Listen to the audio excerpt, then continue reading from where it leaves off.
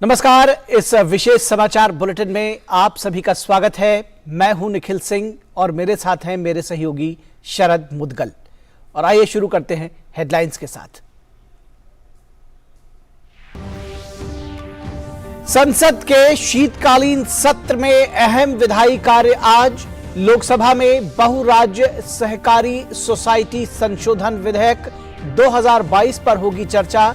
राज्यसभा में संविधान, अनुसूचित जातियां और अनुसूचित जनजातियां आदेश दूसरा संशोधन विधेयक 2022 पर चर्चा का सरकार देगी जवाब। भारत की अध्यक्षता में मुंबई में आयोजित G20 विकास कार्य समूह की बैठक के दूसरे दिन कई महत्वपूर्ण विषयों पर होगी चर्चा। बेंगलुरु में चल रही वित्त और केंद्रीय बैंक के प्रतिनिधियों की बैठक में अंतर्राष्ट्रीय टैक्स, समावेशी वित्तीय क्षेत्र को लेकर होगी चर्चा। राष्ट्रपति द्रौपदी मुर्मू आज राष्ट्रीय ऊर्जा संरक्षण दिवस के मौके पर राष्ट्रीय ऊर्जा दक्षता नवाचार पुरस्कार करेंगी प्रदान। राष्ट्रपति ईवी यात्रा पोर्टल भी करेंगी लॉन्च।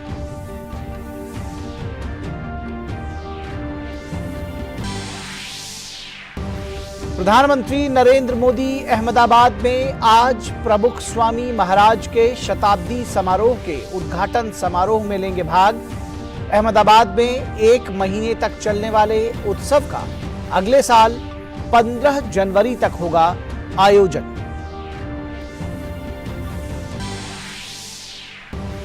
अमेरिका में समलैंगिक विवाह हुआ कानूनी। राष्ट्रपति जो बाइडेन ने समलैंगिक विवाह को संरक्षण देने वाले विधेयक पर किए हस्ताक्षर।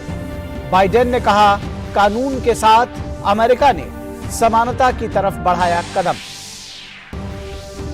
अर्जेंटीना ने क्रोएशिया को 3-0 से हराकर फीफा विश्व कप के फाइनल में छठी बार बनाई जगह। जूलियन अल्वारेज ने 2 और कप्तान मेसी ने दागे 1 गोल। आज देर रात दूसरे सेमीफाइनल में गत विजेता फ्रांस का सामना मोरक्को से। और भारत और बांग्लादेश के बीच 2 टेस्ट मैचों की सीरीज का पहला मैच चट्टोग्राम में आज से। कप्तान केएल राहुल की अगुवाई में भारत टेस्ट सीरीज जीतकर विश्व टेस्ट चैंपियनशिप में अपनी उम्मीदें रखेगा कायम।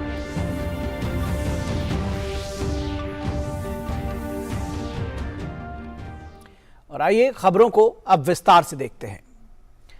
संसद के शीतकालीन सत्र में आज कई महत्वपूर्ण विधेयकों पर चर्चा की जाएगी। लोकसभा में केंद्रीय सहकारिता मंत्री अमित शाह आज बहुराज्य सहकारी सोसाइटी संशोधन विधेयक 2022 पर चर्चा करने का प्रस्ताव पेश करेंगे। इसके अलावा मंगलवार को जिन विधेयकों का निपटान नहीं हुआ उन पर चर्चा की जाएगी।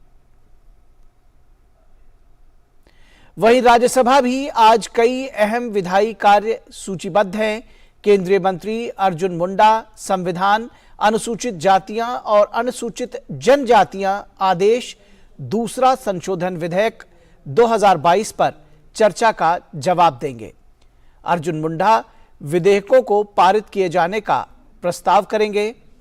इसके अलावा किरेन रिजिजू नई दिल्ली अंतर्राष्ट्रीय माध्यस्थम केंद्र अधिनियम 2019 का संशोधन करने वाले विधेयक पर विचार करने का प्रस्ताव पेश करेंगे।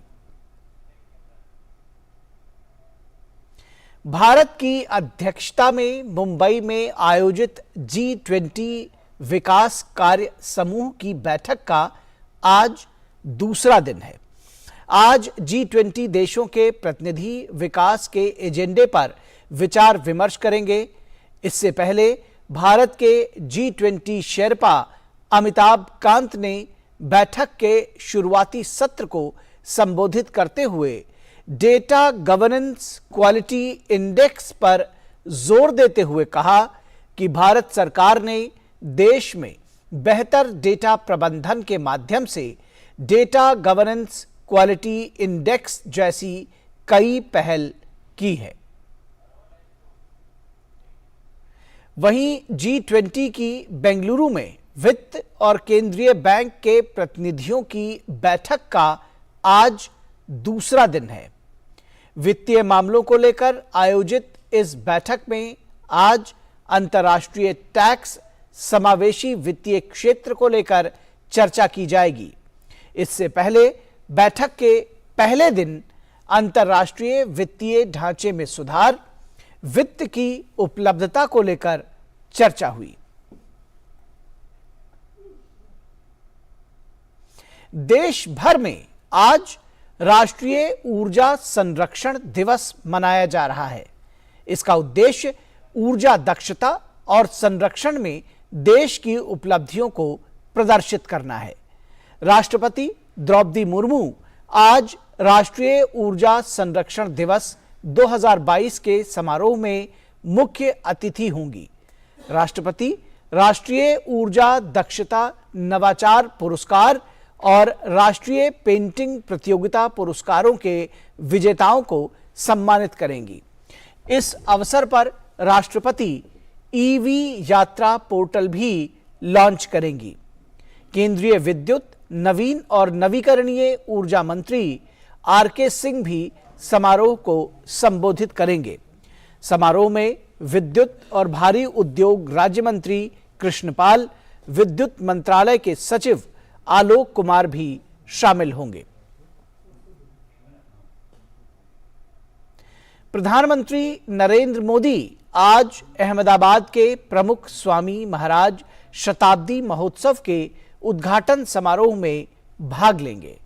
परम पावन प्रमुख स्वामी महाराज एक मार्गदर्शक और गुरु थे, जिन्होंने भारत और दुनिया भर में अनगिनत लोगों के जीवन को प्रेरित किया। एक महान आध्यात्मिक गुरु के रूप में उन्हें व्यापक रूप से सम्मान और सराहना मिली। उनका जीवन आध्यात्म और मानवता की सेवा के लिए समर्पित था। BAPS स्वामी नारायण संस्था की शीर्ष हस्ती के रूप में उन्होंने लाखों लोगों को कल्याण और देखभाल प्रदान करते हुए अनगिनत सांस्कृतिक, सामाजिक और आध्यात्मिक पहलों को प्रेरित किया। महामहिम प्रमुख स्वामी महाराज के जन्म शताब्दी वर्ष में दुनिया भर के लोग उनके जीवन और कार्य का जश्न मना रहे हैं।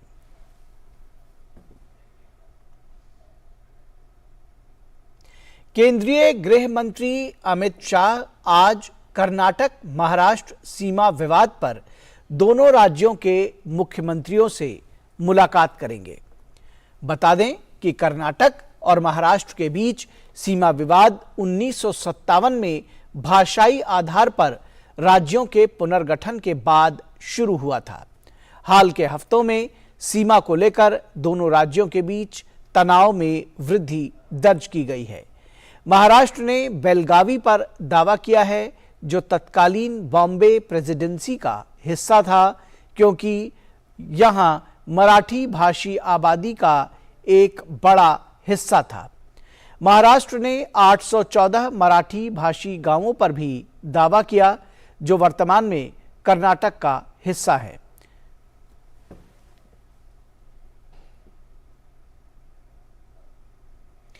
और अब आइए नजर डालते हैं डीडी प्रीमियर्स पर।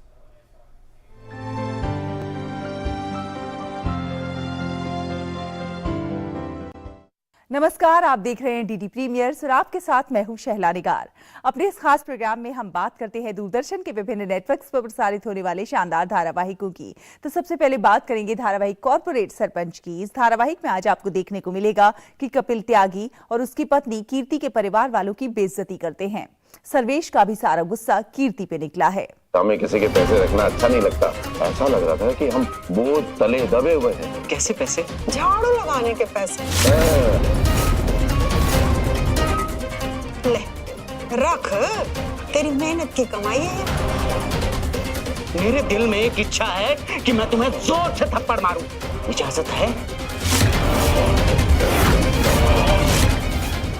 तो अब क्या करेगी कीर्ति, जानने के लिए देखिए धारावाहिक कॉर्पोरेट सरपंच सोमवार से शुक्रवार रात 8:30 बजे डीडी नेशनल पर।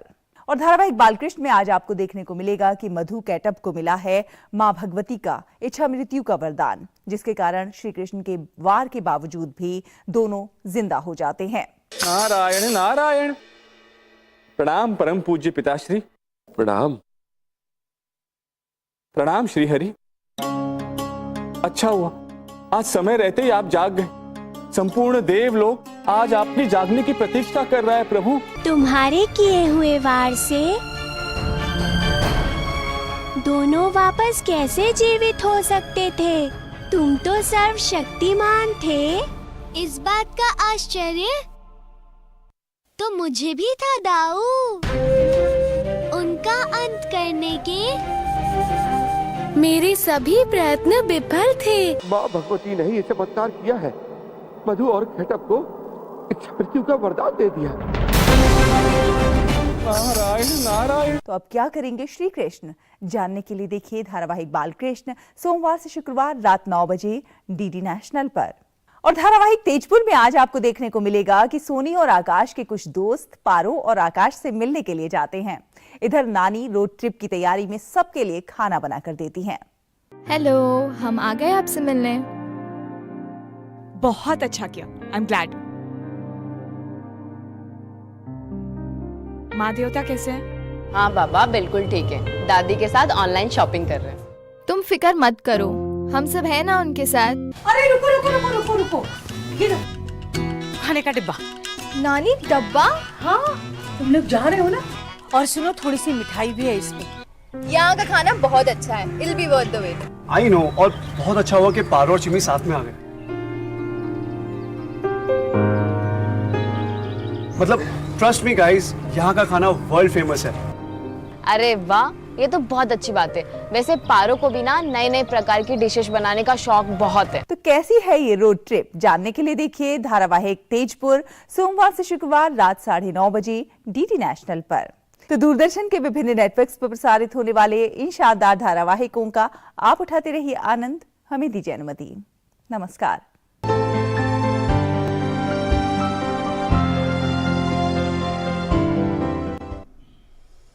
खबरों के सफर को बहाल करेंगे। अमेरिकी राष्ट्रपति जो बाइडेन ने समलैंगिक विवाह को संरक्षण देने वाले विधेयक पर हस्ताक्षर कर दिए हैं। इस बिल से समलैंगिक समुदाय को आपस में विवाह की इजाजत मिल गई है।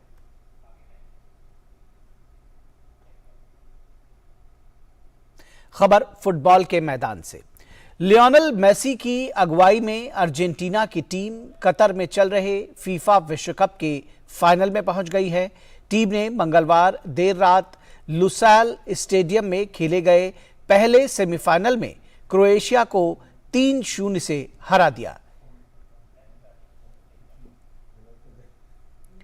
वहीं फीफा विश्व कप में आज देर रात दूसरे सेमीफाइनल में फ्रांस का सामना मोरक्को से होगा।